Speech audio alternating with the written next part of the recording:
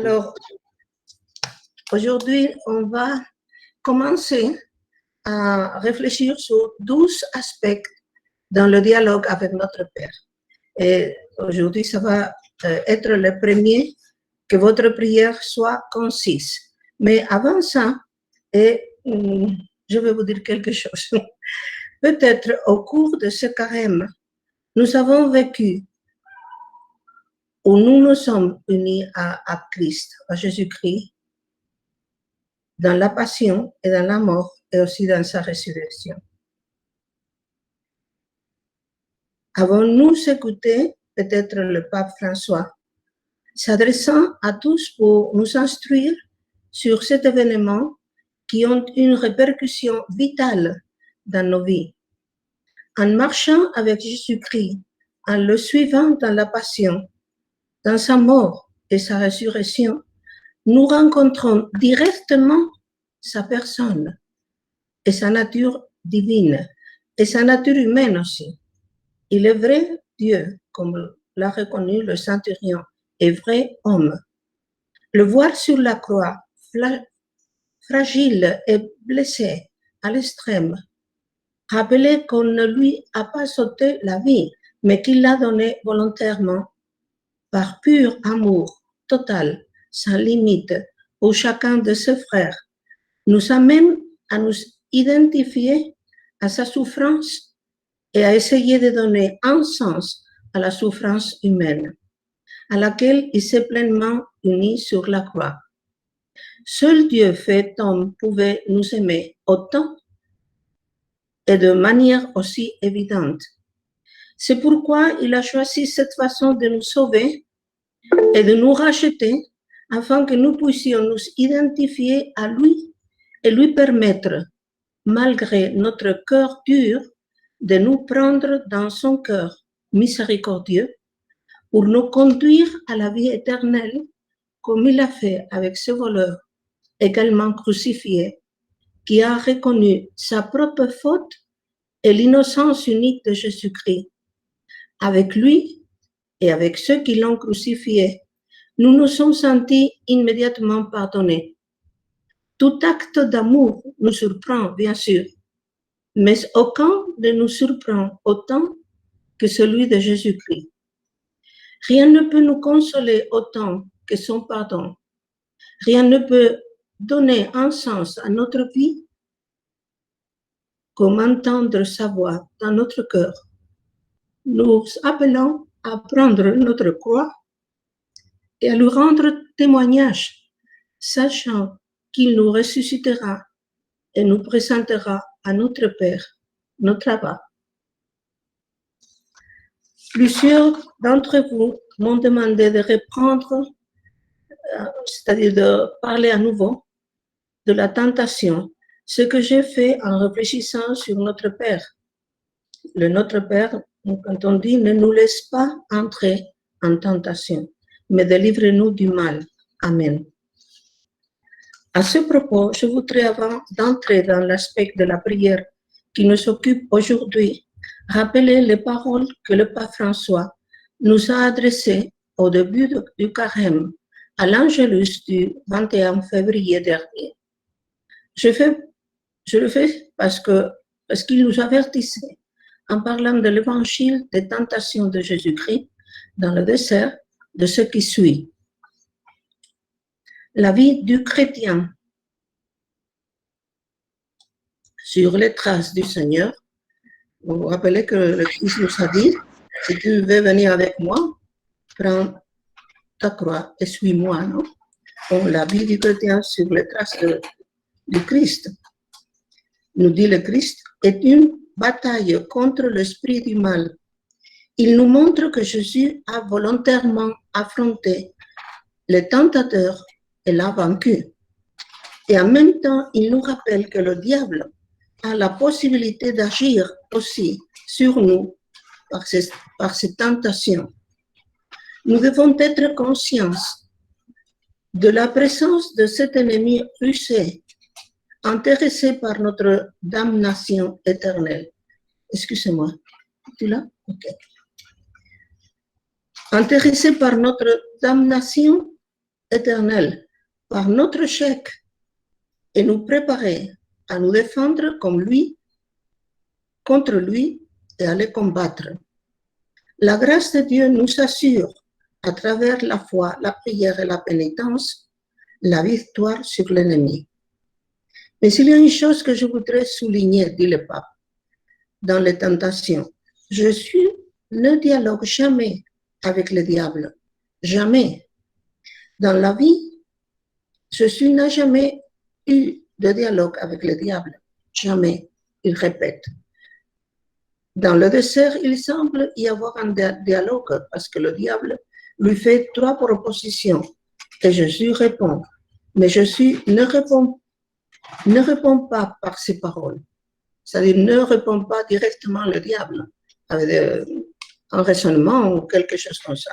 Il répond par la parole de Dieu, par 3 passages de l'Écriture. Et c'est ce que nous devons tous faire aussi. Quand le séducteur s'approche, il commence à nous séduire. Mais pense ceci, fais cela, tu dois comprendre que ça ne sert pas rien. Il nous dit toujours des choses pour nous séduire à faire quelque chose qui n'est pas bien. La tentation est de dialoguer avec lui, comme l'a fait Ève. La tentation, c'est ça, dialoguer avec lui, comme l'a fait Ève. Et si nous engageons le dialogue avec le diable, nous serons vaincus. Gravez-vous cela dans la tête et dans le cœur, dit le pape. On ne dialogue jamais avec le diable. Il n'y a pas de dialogue possible, seulement la parole de Dieu. C'est la fin de la citation. L'Esprit Saint nous pousse, nous aussi, comme il l'a fait avec Jésus-Christ, à entrer dans le désert. Mais le désert, nous dit le pape, est le lieu où Dieu nous parle au cœur, où Dieu parle au cœur de l'homme et où jaillit la réponse à la prière, c'est-à-dire le désert de la solitude. Dans le désert, c'est que je me sens seul, je suis seul avec mon Père. Et mon cœur, sans attachement à d'autres choses. Et seul, dans cette solitude, il s'ouvre à la parole de Dieu. C'est-à-dire, dans cette solitude, si je n'ai pas d'attachement, si je ne suis pas en train de parler avec moi-même ou à d'autres choses, alors je m'ouvre à la parole de Dieu. C'est la fin de la citation. Comme nous l'avons dit dans notre première réflexion sur la prière est l'ouverture intime de notre cœur à Jésus-Christ et elle se convertit en un état. C'est un état d'amour. Mon cœur est ouvert à lui, dans un état d'amour. C'est très simple de prier. Ce n'est pas compliqué. Et cela demande, en effet, comme dit le pape, un cœur sans attachement à d'autres choses. Mais le désert, continue à nous dire le pape, est aussi le lieu de l'épreuve et de la tentation, où le tentateur, profitant de la fragilité et des besoins humains, mêle sa voix trompeuse, alternative à celle de Dieu. Et c'est une question de il mêle sa voix. Il mêle sa voix même avec la mienne. Et parfois je sens que c'est la mienne, mais non, c'est lui à moi qui me dit des choses totalement contre Dieu. Mêle sa voix trompeuse, alternative à celle de Dieu. Une voix alternative qui te montre un autre chemin, un chemin de tromperie. Le tentateur séduit. Le désert n'est pas un lieu physique, mais une dimension existentielle dans laquelle il faut se taire, dit le pape, il faut se taire et se mettre à l'écoute de la parole de Dieu, afin que s'accomplisse en nous la vraie conversion, je dois me convertir vraiment. Mais ce n'est pas en ce moment-là, bien sûr. Je me convertis en ce moment, mais il y a beaucoup de moments dans ma vie que je continue à me convertir d'une chose, d'une autre, de ce que je vois, de ce que mon Père, me montre, l'Esprit Saint me montre et me dit, tu vois, ce n'est pas pur, ça, ce n'est pas quelque chose de Dieu. Et à ce moment, je dois me convertir encore. Avant, je ne l'avais pas vu peut-être, mais dans l'instant que je le vois, je dois me convertir vraiment.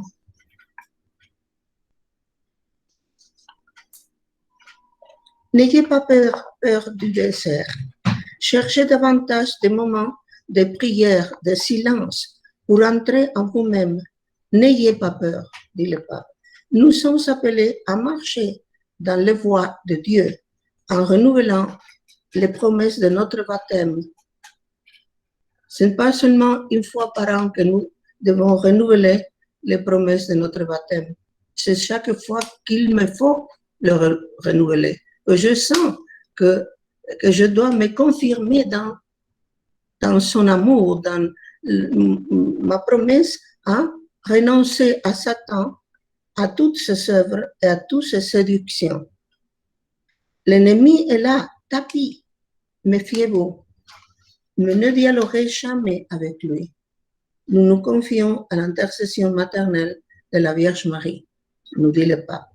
C'est la fin de sa citation, qui est très claire, n'est-ce pas? Priez et veillez, nous dit Jésus-Christ, pour ne pas entrer en tentation. Si nous faisons cela, la tentation ne nous surprend pas, car nous sommes en présence de notre Père et ouverts à son amour, à son amour pur. Nous sommes vigilants et nous voyons venir la tentation. Et nous pouvons faire quelque chose de la liberté avec laquelle notre Père nous a créés. Nous pouvons décider de nous unir, soit à la tentation, soit à notre Père.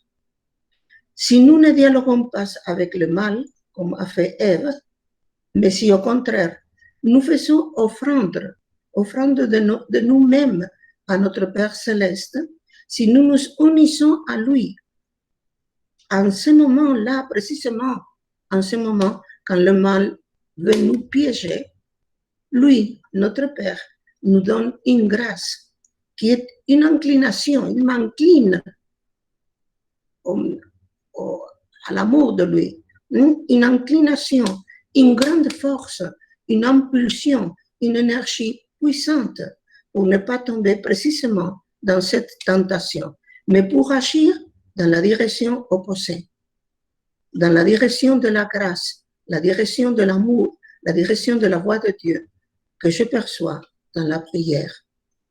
C'est ainsi que lui accomplit en nous la demande que nous lui adressons dans le Notre Père. Ne nous laisse pas tomber en tentation, mais délivre-nous du mal. Amen. Amen signifie qu'il en soit ainsi. Mais pour qu'il en soit ainsi, je dois être en prière vigilante. Ce n'est pas difficile. La prière est un état d'amour.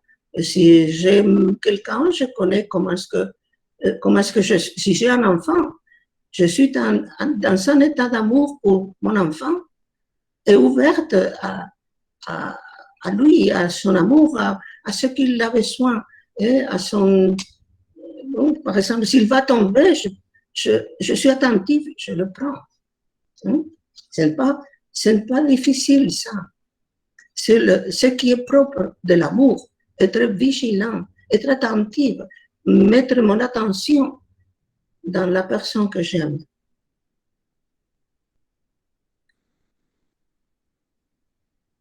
Pour qu'il en soit ainsi, je dois être en prière vigilante, mon cœur ouvert à mon Père et à sa grâce, qui est son action en moi.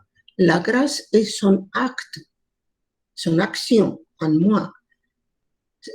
C'est une énergie très puissante que j'accueille. Il faut que j'accueille cet acte de lui en moi, dans mon acte, dans ma capacité d'agir. Et tous les deux ensemble, son acte de lui, dans mon acte, ensemble, unis, je m'unis à son acte, à son action dans moi. Non?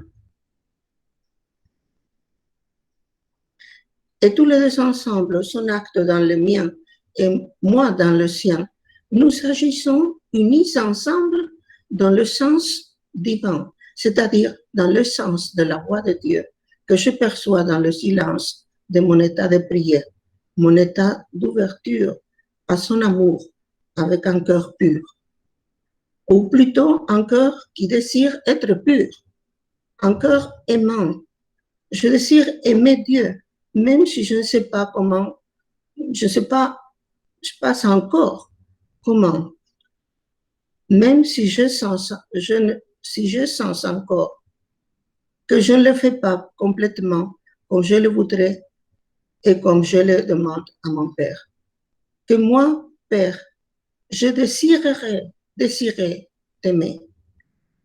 Cela est déjà l'amour, nous dit notre Père fondateur, Fernando Rielo. Désirer t'aimer, ça c'est déjà l'amour. Il ne faut pas se compliquer. Il ne faut pas mesurer l'amour. Il ne faut pas dire ce n'est pas du tout comme ça. Non, non, c'est très simple. C'est comme un enfant qui aime. Il ne mesure pas, non? La simplicité de l'amour est comme ça. C'est nous les compliqués, mais Dieu est très simple. Nous compliquons tous, parce qu'on veut mesurer comme si c'était une question de mathématiques. Mais l'amour n'est pas ça. Hein? Quand la tentation menace, quand la tentation apparaît, quand la tentation presse, quelle que soit la tentation, il faut agir, nous dit Fernando Rielo. Agir avec une véritable crainte filiale de commettre un péché. Je demande si quelqu'un, ce pourrait être un jeune homme, par exemple, un homme qui est assis, en train d'étudier et qu'une tentation lui vient. Que doit-il faire? Il doit faire la même chose que s'il voyait la maison s'effondrer sur lui. À cet instant, qu'est-ce que je fais? Si la maison va s'effondrer, je ne peux pas rester ici à dire peut-être qu'on n'a pas calculé bien la construction de cette maison. Peut-être que je dois appeler les pompiers. Peut-être, non, non. Je dois, dans cet instant, fuir immédiatement. Fuir. Il doit faire tout. Ce monsieur doit faire tout ce qui, sur le plan humain, est le maximum possible.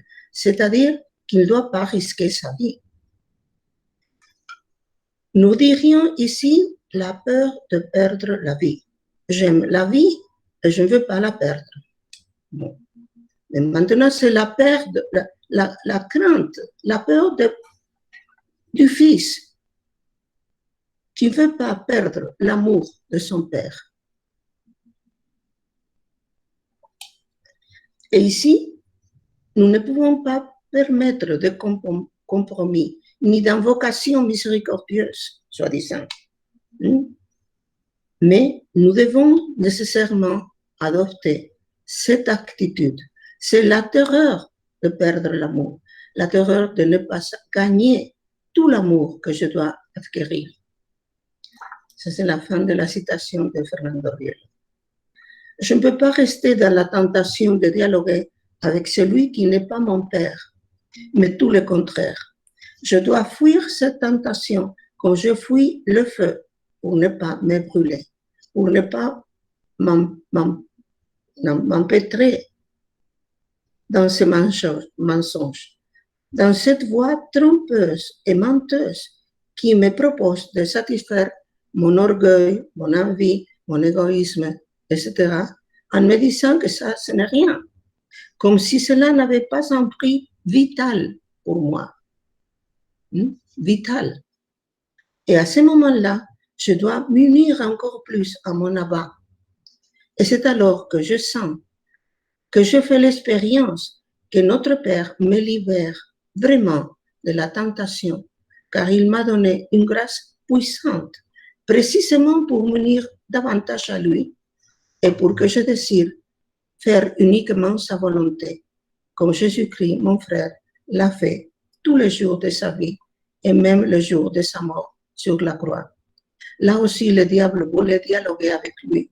Si tu es le Fils de Dieu, descends de la croix et nous croirons en toi. Le diable sait comment tenter, n'est-ce pas? Moi aussi, je sais qui j'aime et qui je choisis. Aujourd'hui, finalement, nous allons commencer à expliquer les 12 aspects de ce que ça doit être notre prière, de comment ça doit être notre prière.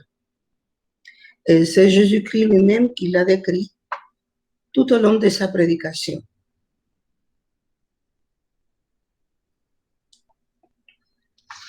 Premièrement, que votre prière soit concise. Je ne vais pas faire les citations, si vous voulez, après, je pourrais vous dire que c'est surtout sur Matthieu 6, 7, mais c'est aussi Luc, Marc. Bon. Dans vos prières, nous dit Jésus-Christ, ne rabâchez pas comme les païens. Ils s'imaginent qu'en parlant beaucoup, ils se feront mieux écouter. Deuxièmement, que votre prière soit intime.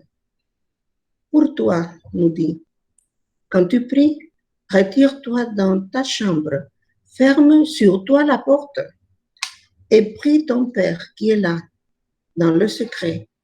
Et ton Père qui voit dans le secret te le rendra. Troisièmement, que votre prière soit simple. En vérité, je vous le dis, quiconque m'accueille n'accueille pas le royaume de Dieu, un petit enfant n'y entrera pas. Quatrièmement, que votre prière soit contrite. Le publicain, se tenant à distance, n'ose même pas lever les yeux au ciel, mais s'il se frappait la poitrine en disant « Mon Dieu, aie pitié du pécheur que je suis ». Cinquièmement, que votre prière soit affectueuse. Tu aimeras le Seigneur ton Dieu de tout ton cœur, de toute ton âme, de tout ton esprit et de toute ta force. Sixièmement, que votre prière soit attentive. Soyez sur vos gardes, veillez, car vous ne savez pas quand ce sera le moment. Que votre prière soit continue. Veillez donc et priez en tout temps afin d'avoir la force d'échapper à tout ce qui doit arriver et de vous tenir debout devant le Fils de l'homme. Huitième, que votre prière soit suppliante. Et moi, je vous dis, demandez et l'on vous donnera.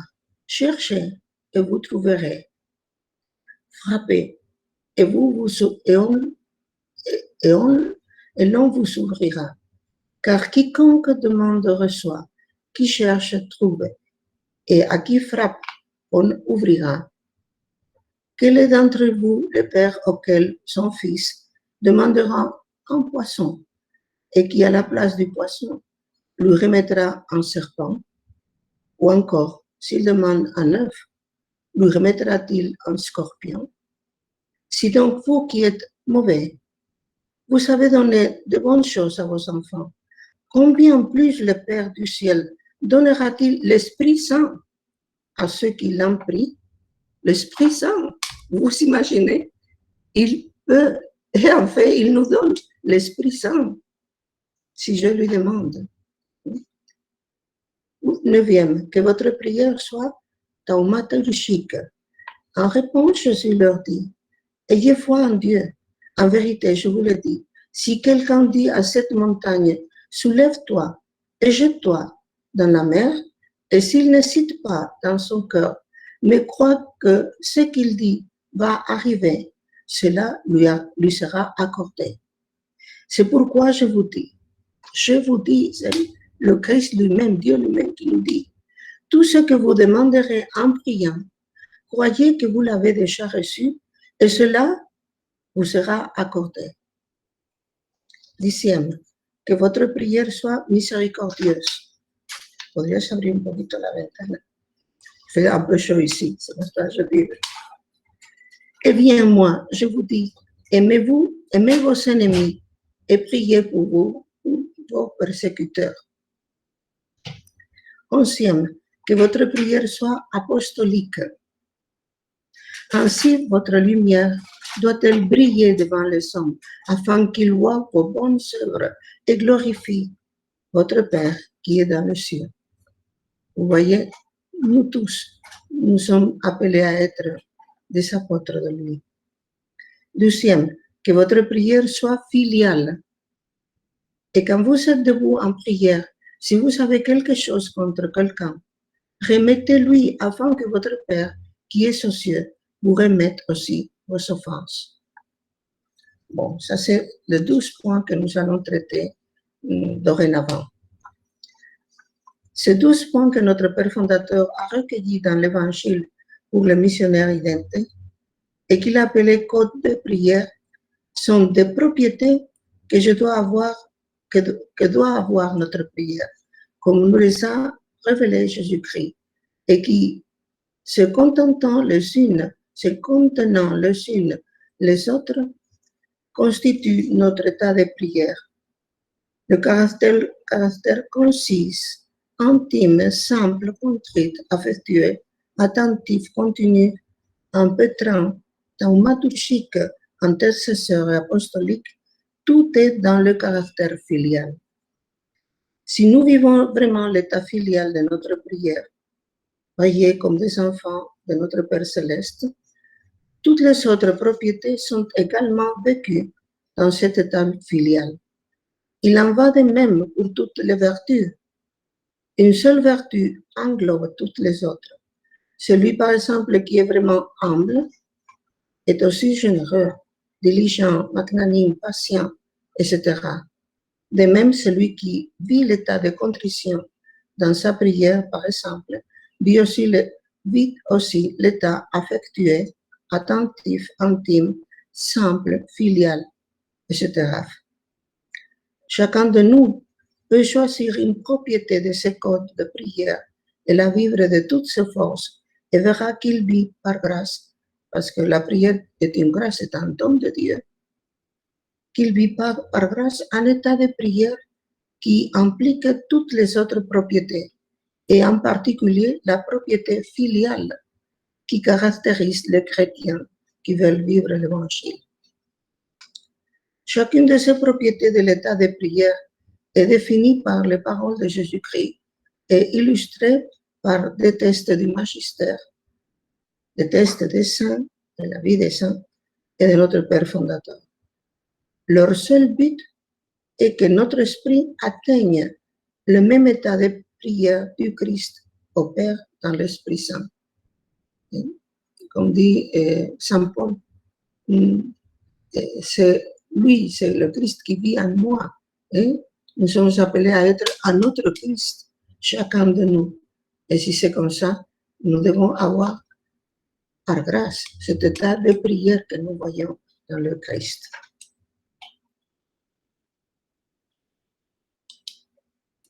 De nombreux jeunes nous demandent souvent comment prier, avec les rosaires, avec les prières diverses, des prières jaculatoires, etc. Lorsque nous leur disons que c'est ainsi, bien sûr, avec les rosaires, avec des prières diverses, qu'ils peuvent prier, ils continuent d'insister, mais seulement de cette façon, demandent-ils. Il y a d'autres qui nous disent combien de fois par jour? Comme si la question essentielle qui s'est posée entre eux était comment puis-je prier continuellement? Comment, comme nous le dit Jésus-Christ, afin de ne pas tomber dans la tentation, comment prier continuellement?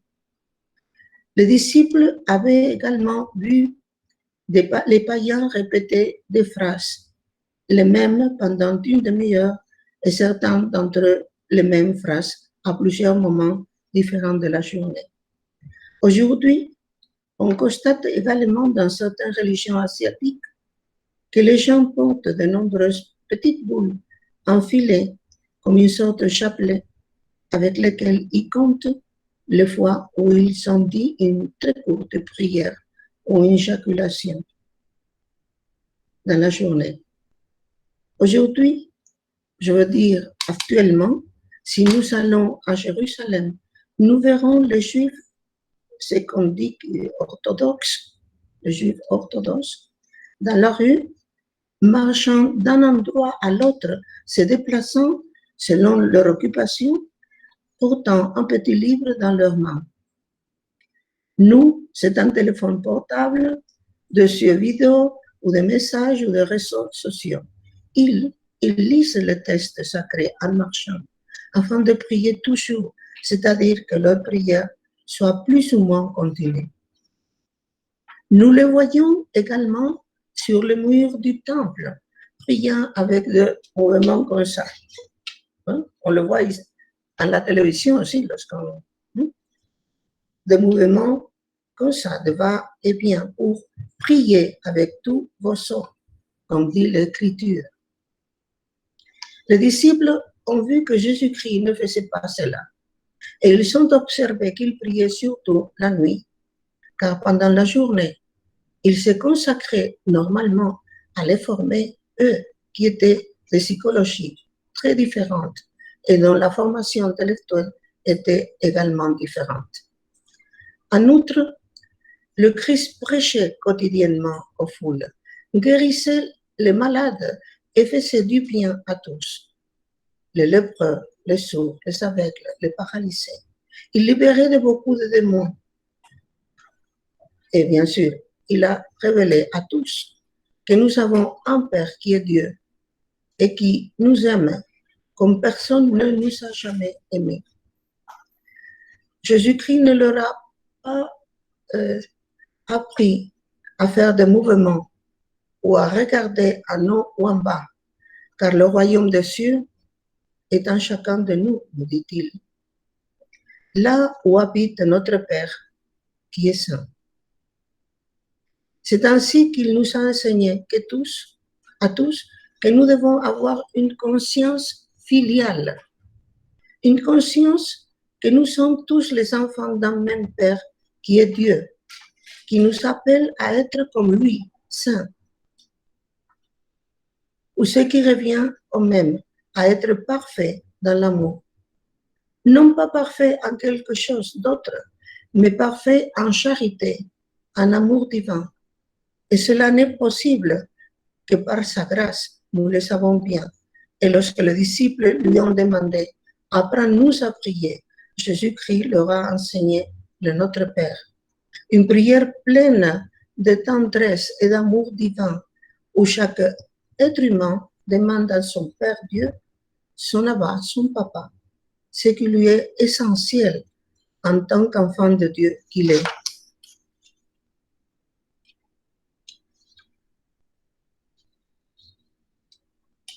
Il y a des années, beaucoup d'années, quand je pouvais dormir sous la tente, notre père fondateur m'a envoyé à notre camp de jeunes à Quintana Valdo, dans le nord de l'Espagne, avec la mission d'accompagner un groupe de jeunes égyptiens, garçons et filles de 15-16 ans, qui étudiaient dans un lycée réputé du Caire. Ils étaient accompagnés d'un professeur et d'un professeur. Ce dernier faisait l'office de muezzin pour les guider dans la prière. Dans le cadre des séminaires de la jeunesse vivante, j'ai traité un seul sujet avec ces jeunes. Je leur ai expliqué le Notre Père. Je voyais leurs yeux s'éclairer progressivement. Chaque jour, ils m'en demandaient plus sur ce sujet et me posaient des questions qui exigeaient que j'aille à l'essentiel. Ils ont dû parler de quelque chose avec leur professeur, le muezzin, car il m'a invité à prier avec eux. Les garçons, les muezzins et moi. Ni l'enseignante musulmane, ni les filles n'étaient invitées. Par respect, j'ai mis un foulard sur ma tête et je me suis placée à l'arrière le plus discrètement possible et j'ai prié mon père à leur manière, car à ce moment-là, je pouvais m'agenouiller et me pencher encore et encore, me lever et me pencher. À ce moment-là, moi, je pouvais le faire. Maintenant, pas. C'est-à-dire, si je dois prier avec des mouvements, je ne peux pas prier à ce moment.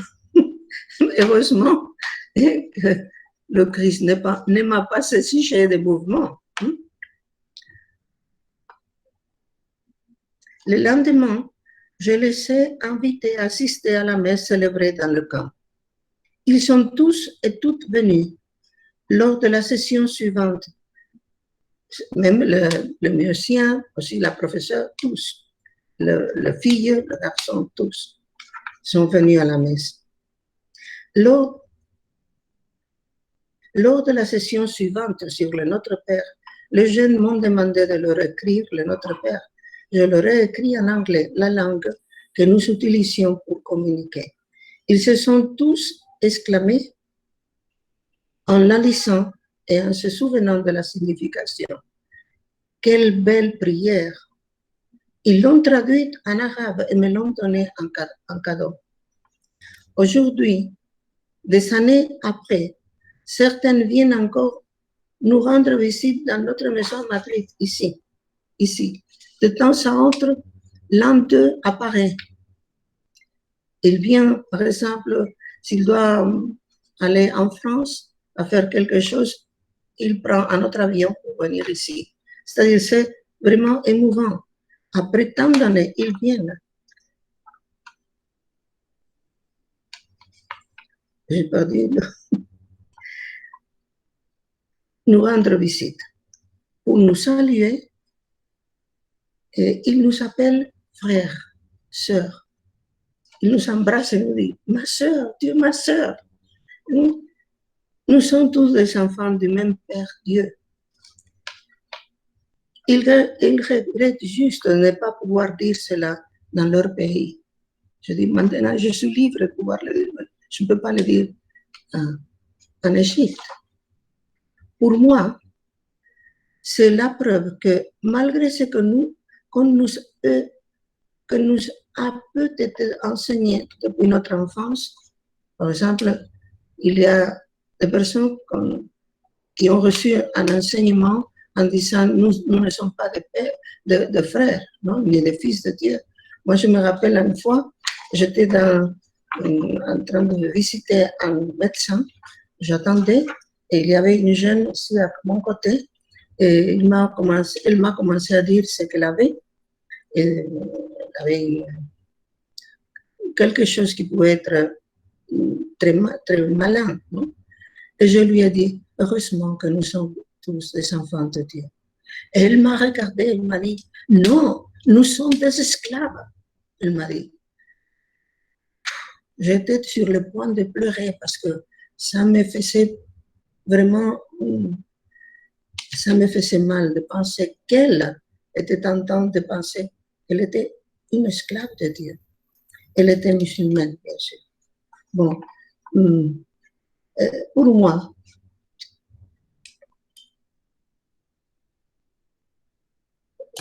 quand ces jeunes hommes maintenant, ils sont pas des jeunes hommes seulement, ils sont des adultes mariés avec des enfants qui viennent de temps à autre ici à Madrid et nous embrassent et nous disent ma soeur, mon frère, nous sommes tous enfants du même Dieu Père. Donc quand ils nous disent, pour moi c'est la preuve que malgré ce qu'on nous a peut-être enseigné depuis notre enfance, en chacun de nous, dans notre demeure la plus intime, au plus profond de nous-mêmes, il y a mon Père, là, dans le secret, parce que sa présence divine constitue chaque être humain comme son enfant. Nous tous, les êtres humains, nous sommes constitués par la divine présence en nous, qui nous constitue comme personne, comme ce qui nous a créé un esprit pour nous, pour chacun de nous, comme nous avons dit dans d'autres réflexions.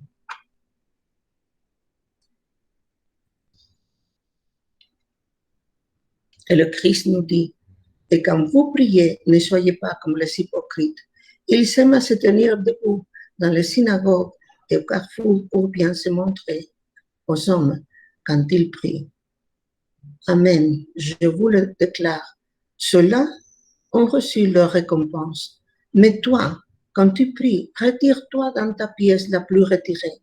Ferme la porte et prie ton Père qui est présent dans le secret. Ton Père qui voit dans le secret te le rendra.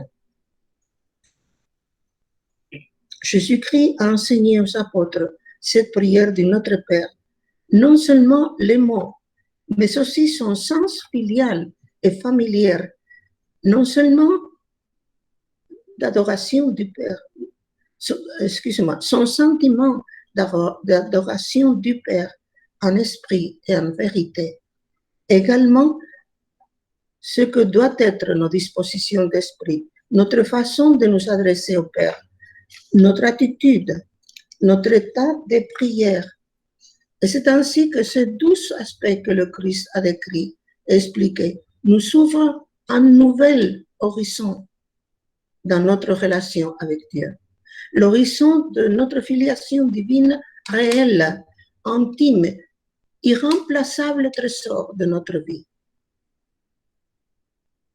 Commençons par le premier aspect, que notre prière soit concise. Parlez peu, écoutez beaucoup. Lorsque vous priez, nous dit le Christ, ne rabâchez pas comme les païens. Ils s'imaginent qu'à force de paroles, ils seront exaucés. Ne les imitez donc pas, car votre Père sait de quoi vous avez besoin avant même que vous l'ayez demandé. C'est très simple. C'est magnifique ça, non? Quelle tendresse nous manifeste le Père par son attention envers chacun. Lui qui sait mieux que moi ce dont j'ai besoin. Jésus-Christ corrige le peuple d'Israël et nous aussi dans ce verset d'Isaïe 29, 13 qu'il reprend.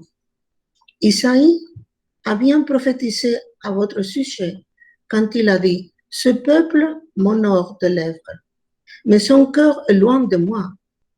C'est en vain qu'ils me rendent en culte. Les doctrines qu'ils enseignent ne sont que des préceptes humains. » Ne récitons pas le Notre Père en le répétant comme un perroquet. Ne faisons pas du Notre Père un précepte humain comme si nous l'avions appris d'autres hommes. Comme le dit Isaïe, il dit « Le culte qu'ils me rendent est devenu un précepte appris d'autres hommes. » Mais nous avons appris le Notre Père directement de Dieu lui-même, fait homme, Jésus-Christ. Nous avons appris le Notre Père de Dieu. Il existe aussi aujourd'hui une église chrétienne séparée qui, d'anciennes coutumes existantes, a fait des commandements ou des interdictions que les femmes doivent observer aujourd'hui en vertu de la foi de Jésus-Christ qu'elles professent. Par exemple, elles doivent s'habiller en jupe jusqu'aux pieds et ne peuvent pas se couper les cheveux de toute leur vie. Certaines doivent aussi supporter une masse considérable de cheveux, car il leur descend jusqu'à sous les genoux. Ils se disent évangéliques.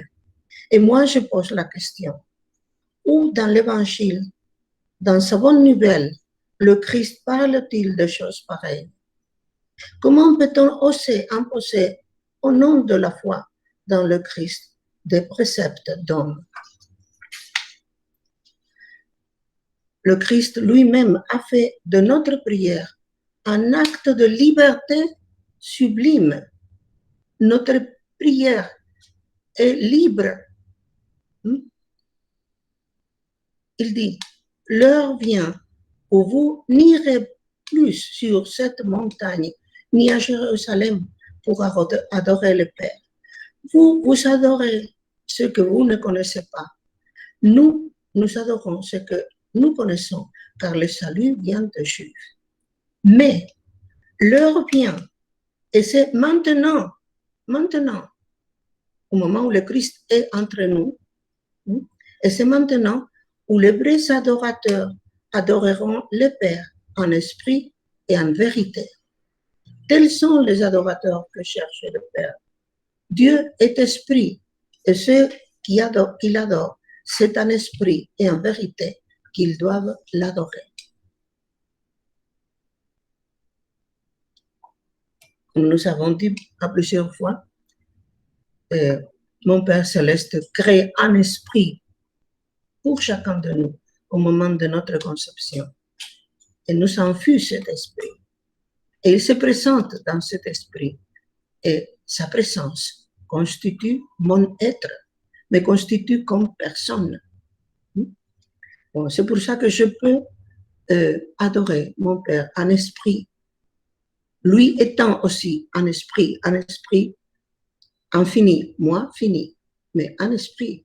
Il m'a créé à son image et à sa ressemblance. Sainte Thérèse de l'Enfant Jésus, notre Thérèse de Lisieux, définit ainsi la prière. Pour moi, la prière, c'est un élan du cœur, c'est un simple regard jeté vers le ciel, c'est un cri de reconnaissance et d'amour au sein de l'épreuve, comme au sein de la joie. Thérèse de Lisieux a expérimenté ces cris d'action de grâce et d'amour, tant dans ces moments de joie que dans les épreuves quotidiennes, ainsi que dans la grande souffrance de la maladie à la fin de sa vie, qui la faisait étouffer chaque jour un peu plus. À chaque moment, Thérèse de Lisieux a vécu dans l'offrande continuelle d'elle-même à son Jésus.